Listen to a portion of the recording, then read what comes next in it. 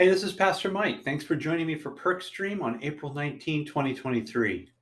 Our one true God is constant and steadfast.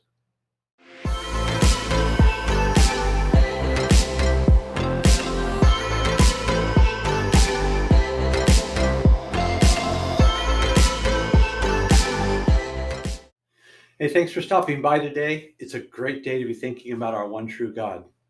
Here's the shocker of the day. I wanted to have friends when I was in high school. I wanted to be liked. Now, you're probably going, who was thinking that in high school? Said no one ever. Well, the problem was that being socially awkward in high school, I really didn't know how to make friends. And so in the process, I was trying to take cues from other people, like what makes the popular people popular? Well, that wasn't a good way to go about it because at the end of the day, I didn't make friends and I wasn't who I was. I wasn't being me. Well, I'm really glad that God doesn't have this problem.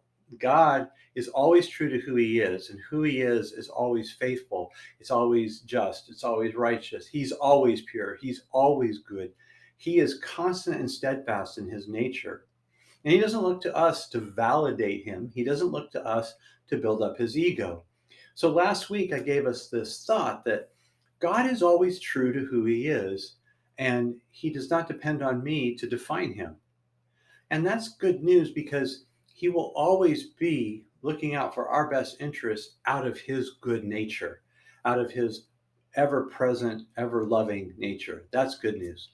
But you know what else is true? That since God is always true to who he is, I can depend on that constant and steadfast nature. I don't have to worry about whether it's going to change or that he's all of a sudden going to flip and throw in something that is negative or something that is evil or bad. It's not part of who he is. And so I depend on his constant and steadfast nature of his goodness, his faithfulness, his justice, his mercy, his righteousness, his holiness, all these things working together as God who is reaching for us. This is good news. We can count on him to be steadfast. We can count on him to be fully able to operate in a wise, loving, and powerful manner. It's like that Phillips Craig and Dean song that starts out, "Your love is amazing, steady and unchanging. Your love is a mountain firm beneath my feet." We can count on him to be steadfast.